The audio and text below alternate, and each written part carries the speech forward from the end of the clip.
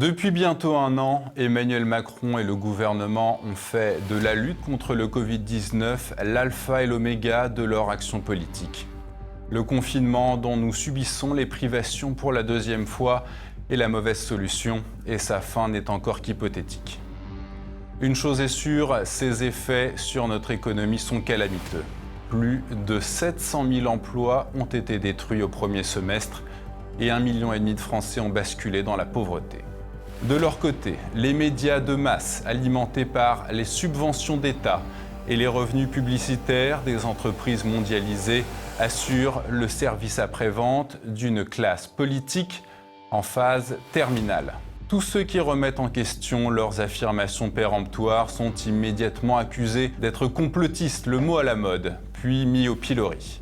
Depuis sa naissance, TV Liberté est animé par deux valeurs, donner la parole aux oubliés et assurer son indépendance financière pour délivrer une information libre, authentique et contradictoire.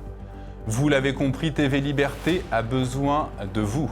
Nous, journalistes de TV Liberté, avons besoin de votre aide et de votre soutien actif. Nous vous invitons à vous connecter sur tvliberté.com et à faire un don pour que vos idées portent plus fort. Rejoindre TV Liberté, c'est retrouver le goût de l'espoir. C'est affirmer haut et fort la volonté d'assurer un avenir à nos idéaux, au bien commun.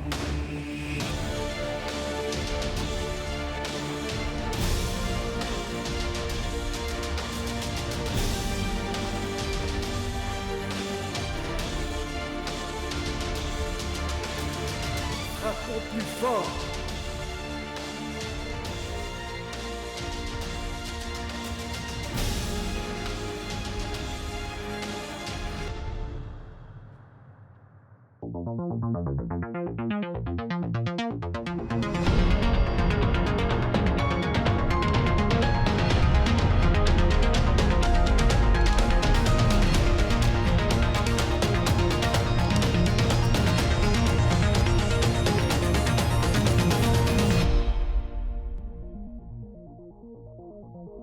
Bonjour à tous et bienvenue dans ce nouvel immédiat. Bonjour Jean-Yves. Bonjour Nicolas. Et je vous rappelle qu'il est très important que vous partagiez au maximum cette vidéo et que vous vous abonniez en nombre à la nouvelle chaîne dédiée à Immédiat TV Liberté. Au sommaire de ce numéro, nous verrons d'abord une vidéo dérangeante issue d'un centre de dépouillement de l'État de Géorgie aux États-Unis. Puis nous reviendrons sur l'entretien hallucinant accordé par Emmanuel Macron aux médias bruts. Dans la revue de presse, nous reviendrons sur l'actualité médiatique de la semaine. Et enfin, nous analyserons la minoration médiatique ayant suivi les violences des manifestants de l'extrême gauche. Immédiat numéro 326, c'est parti.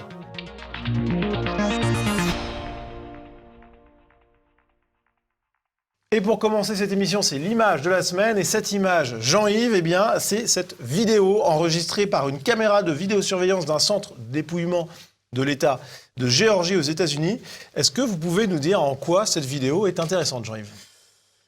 Si vous voulez, on voit des bulletins de vote qui apparaissent dessous la table. Bon, ça peut poser quelques questions. Et surtout, ce qui est intéressant, c'est que tout ça se fait alors que les représentants républicains ont été priés de partir, puisqu'on leur a dit c'est terminé, le dépouillement est terminé, vous pouvez rentrer chez vous.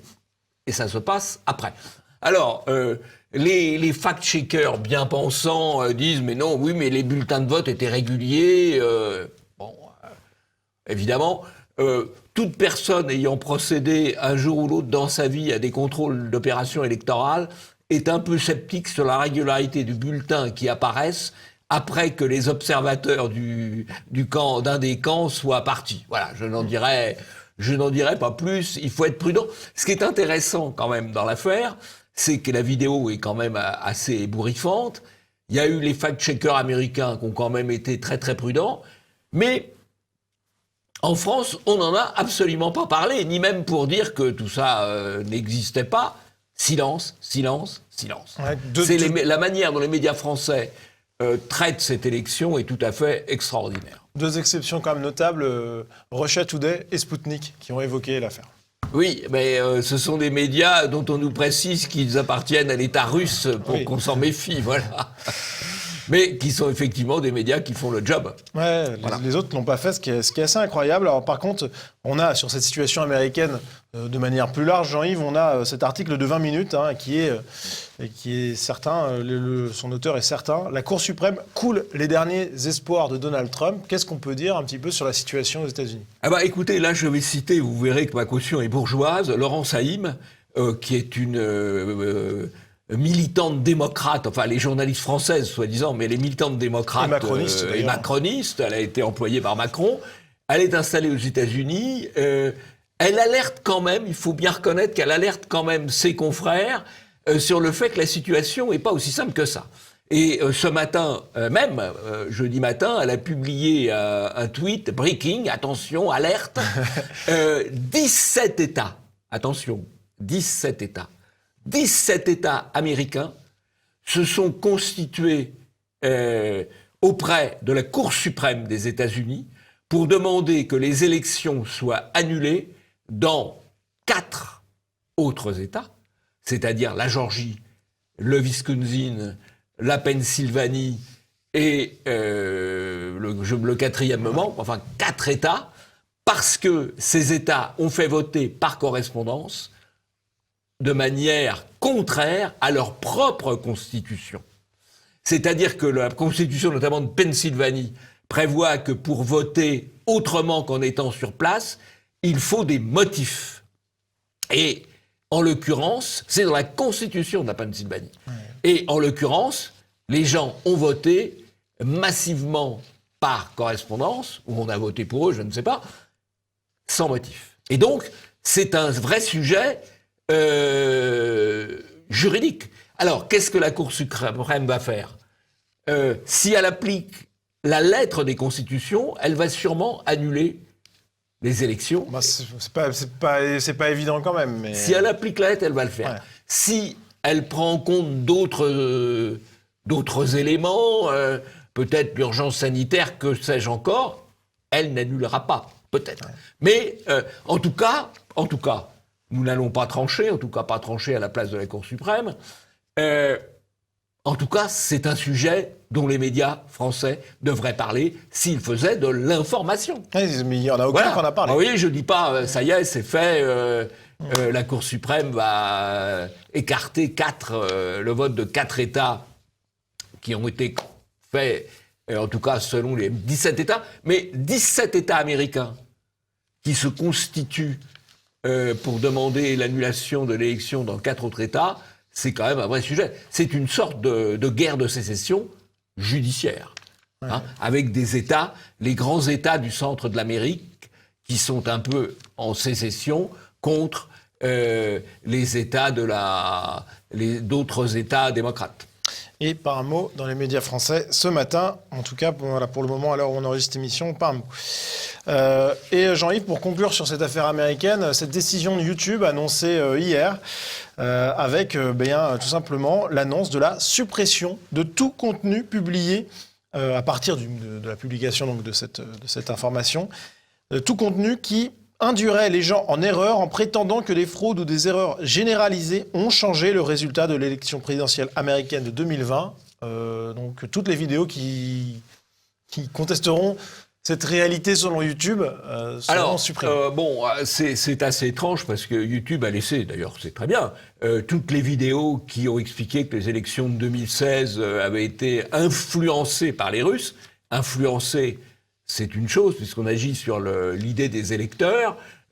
Frauder, c'en est une autre. Bon, ils ont laissé toutes ces vidéos. Bon, oui, le complot russe de l'époque. Le complot russe, Dieu sait si on a entendu parler.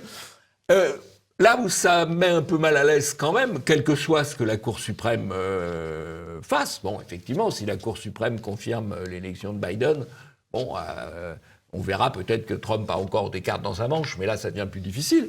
Mais même si il y a eu des fraudes, personne ne nie qu'il y a eu des fraudes. La question, c'est de savoir si elles ont été suffisamment massives pour changer le résultat. Mais personne ne nie qu'il y a eu des fraudes. Les fraudes, c'est pénal. Donc il y aura des actions pénales. Donc ces élections, elles auront des suites pénales, plus ou moins importantes, je n'en sais rien. Et donc c'est quand même extrêmement gênant de censurer par avance ce qui relèvera de l'actualité politique et judiciaire. Ouais, c'est très grave, mais on n'est malheureusement plus tant étonné que ça par la censure des réseaux sociaux et YouTube en particulier. Si vous voulez, dans les conditions qui sont exigées quand vous voulez frauder à une élection, il y a besoin d'avoir un soutien médiatique et un soutien des réseaux d'information. Donc d'un certain point de vue, le soutien médiatique et le soutien des réseaux d'information ne plaident pas du côté de l'innocence. Passons au premier sujet. Macron, la haine de la France à l'état brut.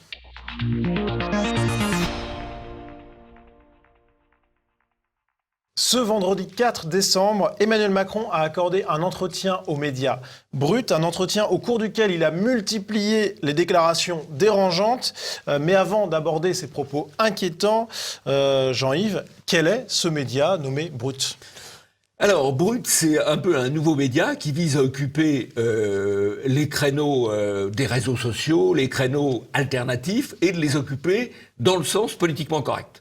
Donc c'est un média de propagande, mais petit format, format court, des vidéos, reprise de vidéos sur les réseaux sociaux, etc. Bon, ça n'est pas né spontanément. Derrière, il y a un certain nombre d'intérêts privés, comme ceux de Niel, qui est patron du Monde par ailleurs, ou Pinault, patron du Point, et puis il y a quand même l'argent public, le service public de deux manières, parce que la banque publique d'investissement, c'est-à-dire celle qui fait les investissements stratégiques de l'État, a investi dans Brut. Ils n'ont pas investi dans TV Liberté. Mais c'est comme ça. Ils ont investi dans Brut.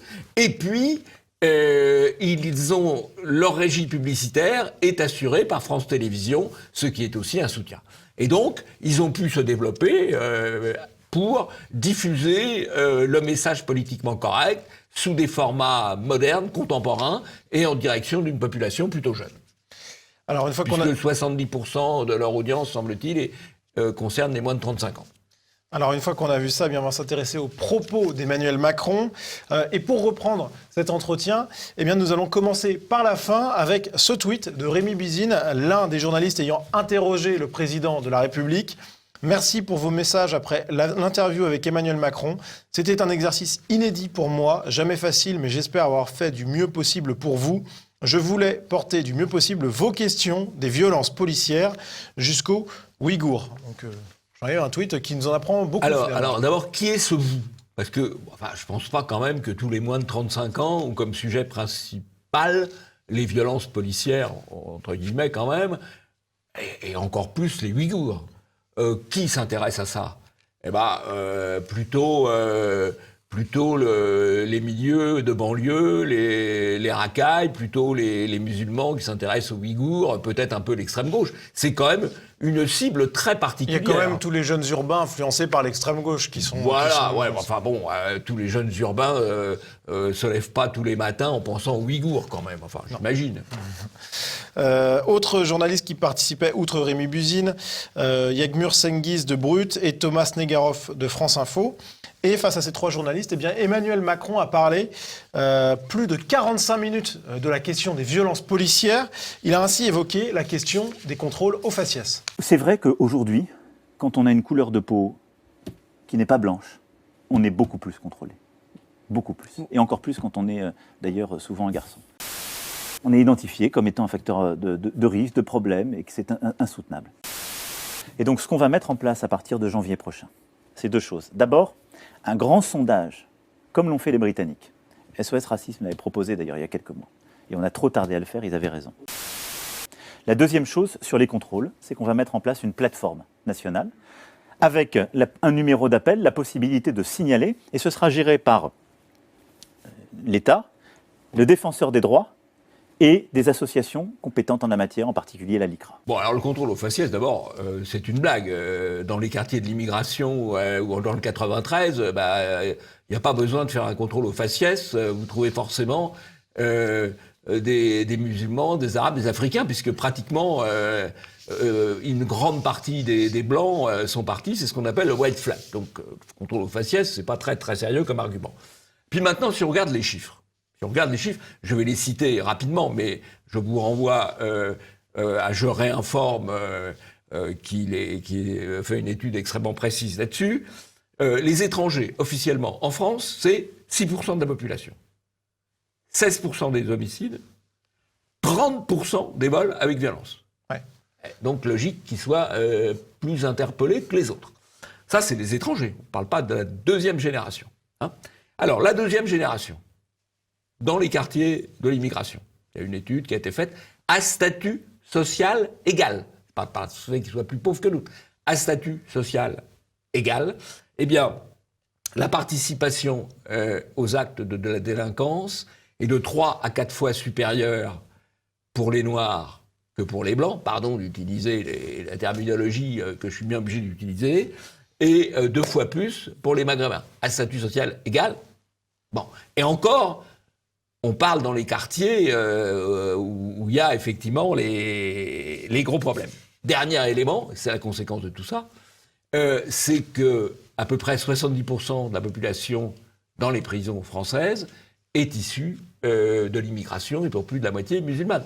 Bon, voilà. Alors après, les policiers, faut bien qu'ils interpellent ceux qui doivent le plus être interpellés. Et d'ailleurs, la Chambre des Lords en Angleterre, dans les années 2000, à la fin des années 2000, avait condamné la police parce que pour améliorer leurs statistiques et éviter l'accusation de faciès, ils interpellaient aussi ou ils surveillaient l'identité de femmes blanches âgées. Sauf que la probabilité que la femme blanche âgée soit délinquante est un peu plus faible que l'homme noir jeune. Voilà, c'est comme ça. Et donc, c'est totalement, cette affaire de faciès, c'est un scandale absolu. Et que ça soit porté par le président de la République, c'est un élément de destruction de la police. Alors, Emmanuel Macron a également très longuement parlé des conséquences de l'immigration extra-européenne. Interrogé sur l'affaire Mila, cette jeune femme française vivant désormais cachée après avoir critiqué l'islam, eh bien, Emmanuel Macron a répondu en glorifiant l'islam. La France, elle n'a pas de problème avec l'islam. Elle a même une relation de longue date. Nous sommes un des premiers pays à avoir traduit le Coran. La Sorbonne a été le lieu à la fois de traduction, de commentaires, de controverses. Nous sommes un pays qui a toujours eu un dialogue avec justement théologiens de la religion. Simplement, nous avons construit notre République, notre projet collectif, dans la séparation entre le politique et le religieux. Et c'est ça que parfois beaucoup de régions du monde ont du mal à comprendre. Donc, Mila, c'est un cas intolérable. On a fait le maximum pour la... Elle a été, comme vous le savez, protégée. Elle est toujours sous protection. Mais elle est la victime de quoi? De gens qui considèrent qu'en France, on n'aurait pas le droit de critiquer une religion. Mais on peut critiquer toute religion. On peut critiquer tout courant philosophique. Jean-Yves, vous avez un gros bouquin entre les mains. Oui, c'est même un pavé que je recommande à M. Macron de lire. C'est le dictionnaire historique de l'islam de Dominique et Janine Sourdel. Il a parlé du courant orientaliste français. Eh bien voilà, deux grands orientalistes qui ont publié un livre au PUF sur l'islam. Et ça montre que c'est tout à fait scientifique, hein, c'est pas du haut-palard, hein, que c'est pas franchement une religion de paix, ou que c'est peut-être un peu plus, que c'est pas une religion bisounours, c'est un peu plus compliqué que ça. Et d'ailleurs, les successeurs dans l'université de Dominique et Janine Sourdel sont aussi sur la même ligne. Donc, puisque M. Macron cite les orientalistes ou le courant orientaliste français, il ferait bien de se renseigner. Ouais, en tout cas, c'est... Je ne peux pas lui offrir de lui les jeter parce que là, c'est trop lourd. C'est un propos de plus, effectivement, assez gênant dans cet entretien. Emmanuel Macron a également encensé la langue arabe, appelant même à promouvoir son enseignement en France. On a énormément de jeunes dont les familles parlent arabe, parfois les deux parents, dont la culture familiale est en langue arabe. Et ils vont quand même, parce qu'il y a cette demande, ce besoin, ils vont continuer à apprendre ou à perfectionner leur langue, qui est leur langue maternelle ou une langue familiale, du coup à l'extérieur, parce que la République leur offre peu d'enseignement en arabe. On est en train d'améliorer les choses, les chiffres s'améliorent. Quand vous connaissez l'arabe ou que votre famille parle l'arabe en France, c'est une chance pour la France. Ça a quelque chose à apporter à notre pays, dans la vie de tous les jours, pour connaître la littérature, pour l'enseigner à d'autres, pour pouvoir voyager, pour pouvoir commercer, pour rendre le pays plus fort. On apprend tous des langues étrangères. Et, un, on ne le reconnaît pas, deux, on ne l'enseigne pas suffisamment. Et donc, moi, ce que je veux faire, en effet, c'est pouvoir remettre de l'enseignement de l'arabe, qui est l'une, on le sait, des langues les plus parlées par ces jeunesses dans leur famille, dans la République, pour éviter que ce soit détourné par d'autres, mais aussi pour reconnaître. Bon, alors, première chose, le français est la langue de la République. Ça, c'est républicain, là, mon propos. Et donc, c'est le français qu'on doit enseigner à l'école. Bien. Je doute qu'on puisse assimiler davantage les musulmans en leur apprenant l'arabe. D'ailleurs, quelle forme d'arabe? C'est encore une question. Et puis, il nous dit à un moment, ça peut être utile, bah oui, mais ça peut être utile. D'abord, il faut savoir vers qui on veut se tourner. Et puis, si on regarde le commerce extérieur de la France, si on pense c'est utile sur le plan du développement économique, du commerce extérieur, avec qui on commerce, en achat et en vente d'ailleurs. On commerce avec les Allemands, on commerce avec les Italiens, on commerce avec les Espagnols, on commerce avec les Américains, on commerce avec les Chinois. Bon, on a même, figurez-vous, plus de commerce avec les Pays-Bas et la Belgique qu'avec l'ensemble des pays arabes. Donc c'est plus utile de ce point de vue-là d'apprendre le flamand que d'apprendre l'arabe. C'est pas forcément un propos qui sera entendable par Emmanuel Macron, qui avait quand même l'air très convaincu par l'intérêt stratégique de l'arabe. Et il a continué dans cette flambée un petit peu d'amour pour le grand autre, puisqu'il a également appelé à renommer des rues françaises avec les noms de personnalités extra-européennes. Ce que je voudrais, par rapport à tout ce qu'on se dit, c'est que justement, les historiens, mais aussi notre jeunesse et toutes celles et ceux qui se retrouvent dans ces histoires un peu fragmentées, fracturées, mais qui, pour moi, sont une richesse parce que ce sont des histoires, en fait, avec plein d'harmoniques. J'aimerais qu'il y ait une forme d'appel à la contribution collective et qu'on essaie d'identifier 300 à 500 noms et que d'ici au mois de mars, on les ait. Je voudrais que ce soit nourri par aussi toute la jeunesse et ceux qui ont une conscience civique. Et qu'au mois de mars, on puisse avoir une espèce de catalogue des 300 ou 500 noms de ces héros et qu'on puisse décider ensuite d'en faire des rues, des statues. C'est comme ça que les choses changent.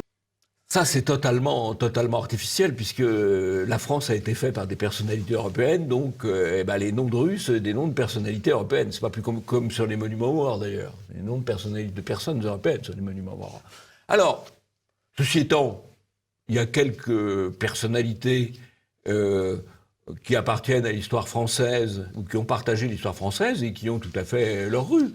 Gaston Monnerville, qui a été président du Sénat pendant plus d'une dizaine d'années, a une rue dans le 6e, à côté du Sénat. Une esplanade, même, une esplanade. Non, l'esplanade, c'est Sangor. Non, esplanade, oui, esplanade, vous avez raison, ouais. vous avez raison. Esplanade, il a une esplanade, bon, voilà. Mais c'est prestigieux, hein. C'est prestigieux, mais il a eu un rôle, donc c'est pas normal.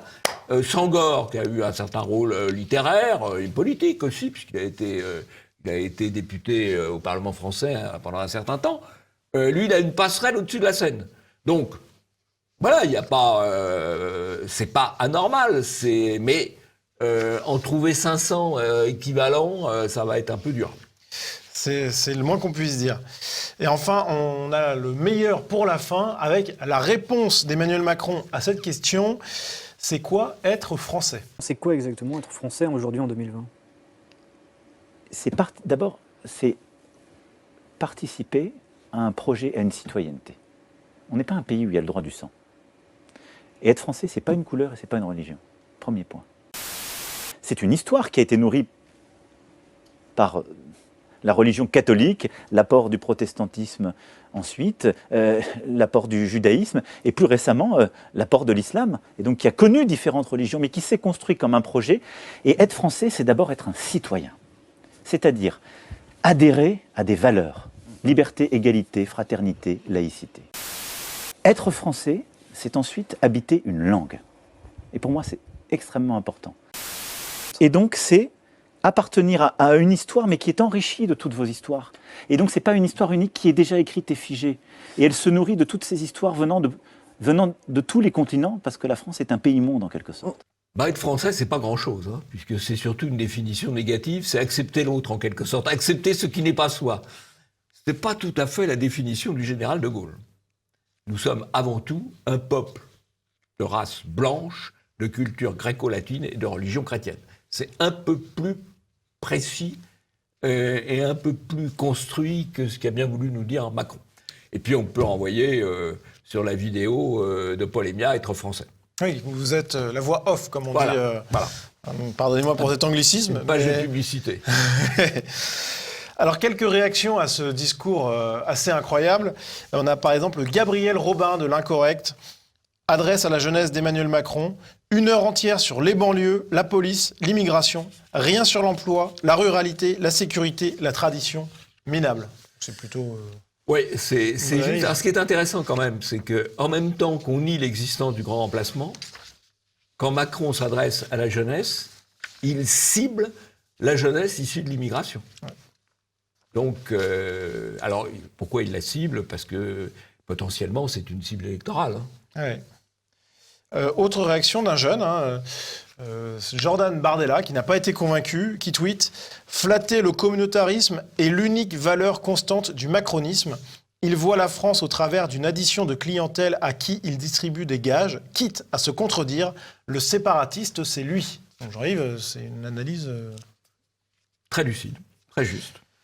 Et ce qu'on peut dire, Jean-Yves, c'est que les jeunes auraient été touchés, selon Brut, qui parle de 7 millions de jeunes qui ont vu l'interview d'Emmanuel Macron sur les réseaux sociaux. Alors, il y a certainement eu, mais c'est des vues fugitives. Il n'y a pas 7 millions de jeunes donc, qui ont passé 1 heure un quart. Oui, ni même plus de 2 minutes, à mon avis. Même peut-être plus de 2 minutes. Mais enfin, c'est quand même de l'immersion. Voilà. Donc, c'est sûrement une bonne opération de propagande. Et quand on analyse un petit peu cet entretien, on voit quand même qu'il y a eu des propos qui étaient quand même un petit peu hallucinants dans cette détestation de la France, de l'identité française. Finalement, à quoi joue Emmanuel Macron? Alors, il y a la version cynique. Il flatte une clientèle électorale, après il en flattera une autre. Et puis il y a le fond. Il participe d'une entreprise de démolition de la France. Qui prend des formes diverses d'ailleurs, quand il brade une partie du patrimoine stratégique, il participe de la démolition de la France. Quand il laisse détruire des paysages ou des bâtiments, il participe de la démolition de la France. Et là, en l'occurrence, c'est une démolition un peu plus globale, puisqu'il s'attaque à l'identité même de la France. Et puis, indirectement, il frappe 2 grandes institutions, la police et aussi l'éducation, puisque l'éducation va être soumise à devoir enseigner l'arabe, et la police, puisqu'on ne l'a pas dit tout à l'heure, mais pour contrôler le faciès, il met en place une structure tripartite, l'État, des associations dites antiracistes, l'ICRA, et le défenseur des droits, c'est-à-dire qu'à chaque fois qu'il y aura un problème, il y aura 2 contre 1. Oui, les associations antiracistes et le défenseur des droits contre l'État. C'est un peu comme la Cour nationale du droit d'asile, où sur 3 juges, il y en a a priori 2 qui sont du côté du demandeur d'asile, du côté de l'État, et bien là, ce sera pareil. Il y en aura un qui sera plutôt du côté de la police et 2 autres du côté de ceux qui s'en plaignent. Mais on suivra ça. En attendant, on va passer à la revue de presse.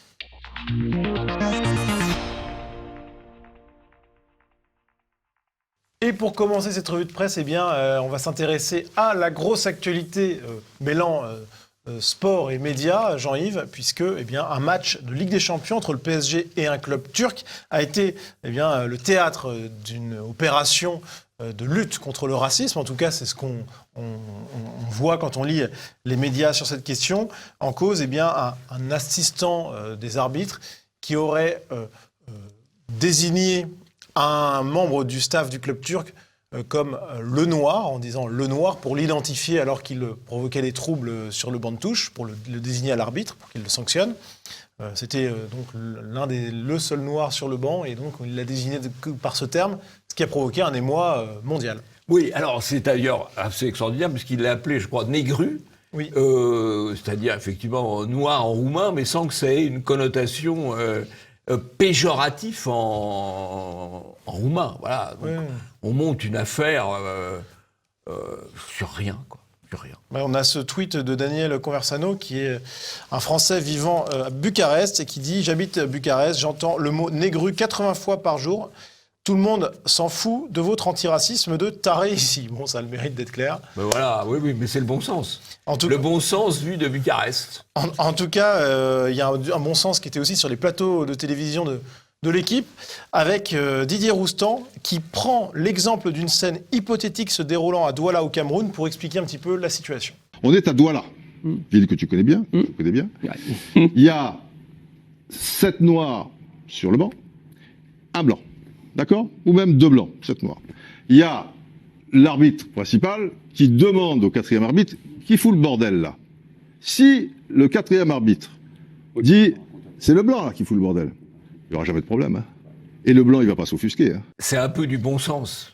Hein. Vous voulez être rapide, vous connaissez pas le nom du gars.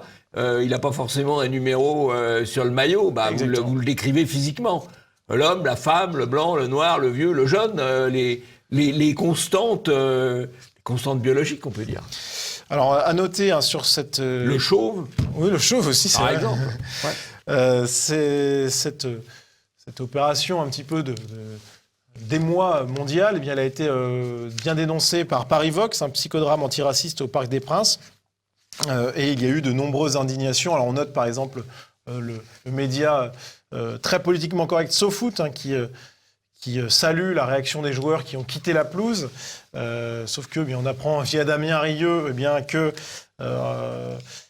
il y a quelques années, eh bien, SoFoot utilisait le terme « ces blancs » pour dire ces blancs qui ont joué une Coupe d'Afrique des Nations. Et puis, surtout, Jean-Yves, on a quand même 2 figures de la lutte antiraciste, Rokhaya Diallo et Maboula Soumaoro, qui appelaient les Français blancs à nommer les Français d'origine africaine par les Noirs. Donc, absolument. Et si vous voulez, quand il y a eu l'incident entre la police et Michel Zecler, on a dit le producteur noir. Oui. Le producteur noir. Et effectivement, il aurait été peut-être un producteur blanc, on n'en aurait pas parlé. Donc là, on a bien utilisé le mot noir.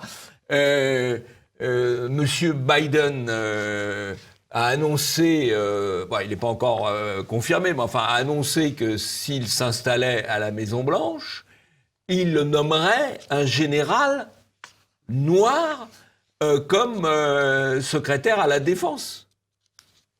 Bon, voilà, donc le mot, il est bien utilisé. Alors, dans certains cas, il faut l'utiliser, dans d'autres cas, il ne faut pas l'utiliser. C'est drôlement compliqué, hein.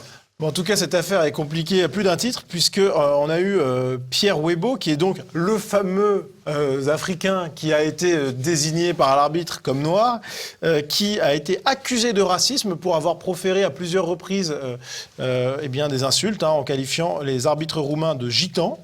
Voilà, donc il y a ça. Et puis, on a également le compte Twitter de Dembaba, un autre membre du staff turc d'origine africaine, qui a été analysé un petit peu par une tweetos. Et on voit que ce Dembaba, qui est une icône de l'antiracisme aujourd'hui, eh bien, était un soutien du fondateur de Baraka City, une ONG islamiste, qu'il s'était réjoui de la conversion à l'islam de Sophie Petronin, qui avait été otage pendant 4 ans des djihadistes d'Al-Qaïda, qu'il s'était également réjoui de la transformation de Sainte-Sophie en mosquée par Erdogan, qu'il soutenait Erdogan. Bon, voilà. Et qu'il avait tweeté, alors il y a eu plusieurs tweets où il parlait, par exemple, d'homme noir, ou le noir, ou même où il pointait du doigt le blanc. Donc, dans un cas, ça l'arrangeait, dans l'autre, un petit peu moins. Et pour conclure sur cette affaire, on a un cas qui est assez éclairant. C'est celui du basket, un autre sport à ballon, où il y a eu des injures racistes proférées par un basketteur noir contre un basketteur blanc. Concrètement, le terme c'est bitch ass white boy, ce qui pourrait se traduire, pardonnez-moi les termes, chers téléspectateurs, mais par fiotte blanche, en gros, hein, pour avoir une traduction. Et à ce moment-là... Là, c'est pas raciste, alors. C'était pas raciste. Ah bon. Et quand on voit les titres de l'époque, c'est le joueur a été secoué par l'insulte. Secoué, c'est pas la même chose que dans un autre cas. Et puis, quelques jours après, on voit l'affaire est close. Les joueurs se sont excusés avec le site Basket Session qui titre « Tout va bien, pas besoin d'en rajouter ». Jean-Yves, il y a des moments où on en rajoute plus que d'autres. Oui, voilà. Et puis alors, bon, c'est difficile de s'en sortir parce que ne pas dire noir, ça peut être du racisme par invisibilisation. Et dire noir, ça peut être aussi du racisme. Alors, c'est hyper compliqué le truc. Hein. Ouais, c'est complexe à gérer. Je pense qu'il y a un moment où il va falloir trancher.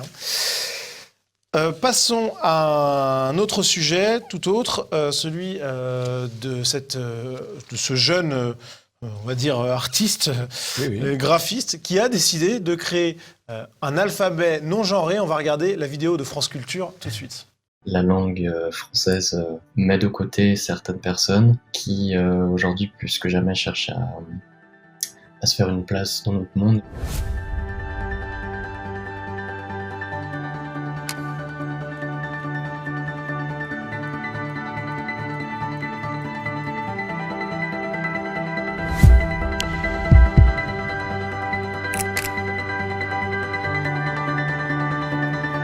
Alors là, c'est très intéressant parce que c'est le constructivisme. Hein, on veut imposer une nouvelle forme d'écriture au service de la déconstruction.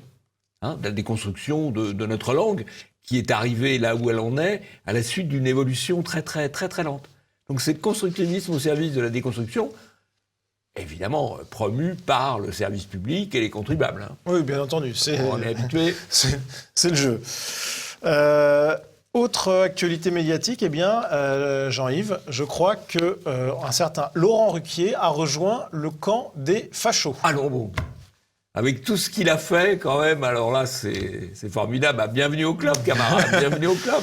Donc, est-ce que vous pouvez nous en dire un petit peu plus sur ce qui s'est passé ? Il y a eu une enquête extrêmement poussée de l'Association des journalistes LGBTQXYZ, je crois, qui, sur plusieurs dizaines d'émissions des grandes gueules, et ils ont trouvé qu'il y avait beaucoup de stéréotypes racistes, LGBTophobes, sexistes, enfin, et j'en passe, il y a que grossophobes. Ouais, il y a aussi classistes, agistes et validistes. Voilà. Donc, pour les téléspectateurs, classiste, c'est donc le mépris de classe. Agiste, c'est le mépris dû à quelqu'un qui serait plus vieux ou plus jeune, et du coup, on se moque de son âge. Et validiste, c'est le fait de se moquer de quelqu'un qui n'aurait pas toutes ses facultés physiques. Mmh. Il manque la chauvophobie, Jonathan. Oui, ça, c'est clair qu'il n'y a pas. Ça, c'est assez scandaleux. Oui, alors, en fait, ça veut dire quoi ? Ça veut dire qu'il n'est plus possible de rire de rien. Parce qu'effectivement, quand vous caricaturez quelqu'un, vous allez trouver ses traits. Alors, ça peut être des traits physiques, ça peut être des traits... Bon, voilà. Donc, il est plus permis de rire.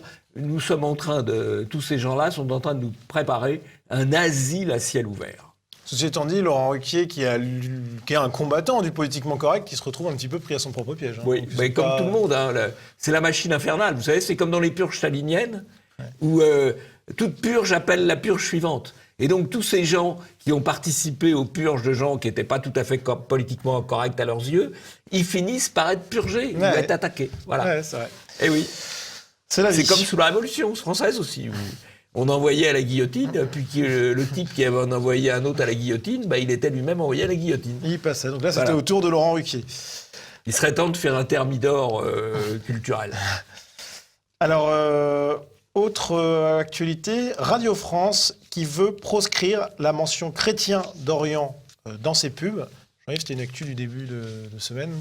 Alors, Radio France, ils sont formidables parce que ils passent des pubs gratuites pour SOS Méditerranée, l'association immigrationniste qui travaille pour les passeurs. Ça, ils ont des pubs gratuites et ils refusent, ou ils voulaient refuser, parce que finalement, ils l'ont accepté, une publicité payante pour l'œuvre d'Orient. Ouais. Voilà. Heureusement, ça a été accepté finalement après tractation, mais enfin, c'est quand même inquiétant. Hein. Et ce qui est aussi inquiétant, eh bien, c'est cet hommage au terroriste qui a tué Samuel Paty en Tchétchénie. Et on lit même dans cette traduction Un panneau portant le nom d'Anzorov, le terroriste, est apparu dans le village tchétchène. Ainsi, les habitants locaux ont rebaptisé l'une des rues en l'honneur du terroriste. Bah, ça devrait plaire à Macron, ça. Oui, il a rebaptisé les Bah les oui. rues. En tout cas, c'est vraiment une information incroyable. Et fait tout aussi incroyable, seule Marianne en a parlé en France à notre connaissance au moment autour de cette émission. Donc bon, là, c'est une info qui aurait pu faire la une de plus d'un média. Et justement, Jean-Yves, puisqu'on parle de sélectivité médiatique, on va écouter Jordan Bardella à ce propos. On se souvient du nom de Théo, on se souvient du nom de ce Michel qui a été lui aussi victime et les images ont choqué tout le monde. Et là encore, je n'ai pas de oui mais, on se souvient des Traoré. Mais en revanche, malheureusement, personne n'est capable aujourd'hui de se souvenir des noms des 3 victimes de l'attentat de Nice. À un moment donné, si vous voulez, je trouve qu'il y a un traitement de l'information qui est un peu sélective. Et cette sélection, en tout cas, cette sélectivité dans ce que je considère comme une dictature de l'émotion et de l'image, elle est alimentée par toute une partie de la gauche. Vous savez les prénoms, vous, des victimes de Nice, Nicolas? Très honnêtement, non. Alors écoutez, j'ai recherché, mais on n'a pas entendu parler. Jamais ils ont été appelés sous leur prénom. Parce que ça crée le l'émotion. premier jour, quand même, Oui, il y a eu 2-3 jours. on ne les a entendait pas parler. appelés sous le prénom, si vous voulez. Ou on n'a pas parlé suffisamment Ouais, pour c'est ça. retenir les prénoms. Voilà. ça. Théo, bah ça, on connaît, oui. Adama, on connaît. Ouais, hein, voilà. Michel Zecler, le producteur. Michel aussi, etc. Eh bien, les prénoms, c'est Vincent, Simone et Nadine. Ouais. Voilà. C'est vrai qu'on les a beaucoup moins entendus et ça en dit long sur effectivement la Parce que sélectivité le prénom, médiatique. ça amène l'émotion. Oui, ça. Voilà.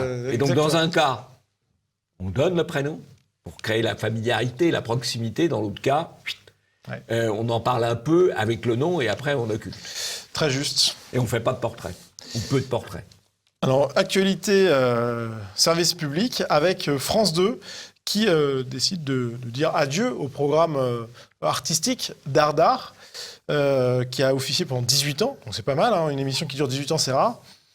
Et qui est remplacée par O Africart, une émission qui sera dédiée aux arts contemporains africains. Alors, 2 remarques. D'abord, on privilégie un art qui vient d'ailleurs. On privilégie aussi, il y a derrière ça des opérations des marchands d'art. Hein. Les marchands d'art ont un peu épuisé la filière de l'art contemporain, on va dire, classique. Et donc, ils ont développé la filière de l'art africain et maintenant, ils vont essayer de développer une filière d'art africain contemporain. Donc, il y a du business derrière. Hein. Mais tout ça se fait avec l'argent du service public. Avec, chers téléspectateurs, votre argent. Alors, il y a une solution quand même pour payer moins d'impôts, c'est de donner à TV Liberté pour nous permettre de faire de la contre-information, de la réinformation, et pour vous permettre d'avoir un peu de déduction fiscale. Voilà, ça va être Noël bientôt, c'est la fin de l'année bientôt, c'est le moment de penser à aider TV Liberté, c'est quand même plus utile que le service public audiovisuel. Et promis, Imédia ne sera pas remplacé par une émission sur l'art contemporain africain, il y a peu de risques. Service public toujours avec cette nouvelle, hein, Radio France, qui fait pression sur l'hébergeur Internet de l'Observatoire du journalisme pour faire taire l'OGIM. C'est quand même inquiétant, Jean-Yves. Alors, c'est tout à fait inquiétant parce que ils auraient parfaitement pu, s'ils estimaient que certains articles de l'OGIM, qui en l'occurrence sont des articles humoristiques, là, enfin humoristiques, un petit peu d'humeur, quoi. D'humeur, voilà. Bon, s'ils estimaient que c'était injurieux ou diffamatoire, ils pouvaient tout à fait engager une action en justice. Hein oui, Radio France pouvait engager une action en justice. Engager une action en justice. Ils ne l'ont pas fait, mais ils demandent à l'hébergeur, vous les sucrez. Oui, un bon courrier d'avocat qui fait pression. C'est quand même assez extraordinaire. Quoi. Ouais, c'est très grave. Alors bon, la bonne nouvelle, c'est que l'OVH a quand même compris la manip et qu'ils ont bien noté qu'il n'y a pas d'illégalité manifeste. Donc ils n'ont pas supprimé les articles et même l'hébergement de l'OGIM en règle générale. Maintenant, il y a peut-être des poursuites judiciaires qui vont être engagées par Radio France, on verra.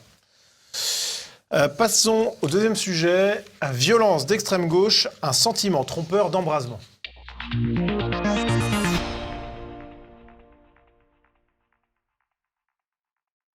Ce week-end encore, des manifestations violentes d'extrême gauche ont eu lieu au prétexte de la lutte contre la loi sécurité globale.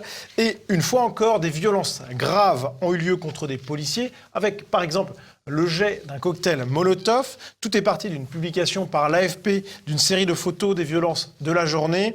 Sérieux incident lors de la manifestation contre la loi sécurité globale à Paris. Et la photo qui a retenu l'attention de nombreux Français, c'est celle où l'on voit un engin incendiaire exploser devant un groupe de policiers. L'émoi est considérable, vu la portée symbolique de cette photo, c'est normal. La scène a également été filmée par plusieurs journalistes et les images confirment bien cette explosion, tout en montrant qu'elle a eu lieu globalement 1 mètre devant le groupe de policiers plutôt que sur ce groupe, comme la perspective de la photo pouvait le suggérer. Et cet effet de perspective, il a été pointé du doigt et monté en épingle par de nombreux médias, comme par exemple Le Parisien, la scène derrière le policier en feu, l'Obs, l'histoire derrière l'image du policier en feu, avec le sous-titre « L'image est trompeuse », BFM, pourquoi cette photo est trompeuse, et le meilleur pour la fin, Combini, la photo du policier en flammes était en réalité une illusion. Bon, une illusion, on a des doutes quand même, Jean-Yves. Oui, alors c'est assez étrange, c'est que tous ces médias qui sont là dans une logique de minoration, de relativisation, de banalisation, sont les mêmes qui dénonçaient les violences de la manif pour tous, où on n'a jamais vu le quart du dixième d'une scène de ce type. Et puis malgré tout, c'est vrai que les policiers, il n'y a pas de policiers en feu, puisque l'engin incendiaire explose apparemment à 1,2 mètre. Bon, quand même pas très loin, 1 mètre. Ouais. Hein. Mais ça pourrait parfaitement être analysé aussi comme une tentative de meurtre, ou en tout cas comme une violence manifeste contre personne dépositaire de l'autorité. Donc c'est incontestablement un délit grave au minimum. Et c'est présenté comme c'est pas bien méchant, quoi. Voilà. Ouais, c'est vraiment mais ça, c'est tout à fait la logique des médias. Les mêmes qui parlaient des violences pour la manif pour tous, qui était tout ce qu'il y a de plus gentil. S'il y avait eu cette même scène à la manif pour tous, c'est certain qu'il n'y aurait pas eu de minoration médiatique. Hein. Là, on aurait eu des grands titres ravageurs plutôt que minorateurs.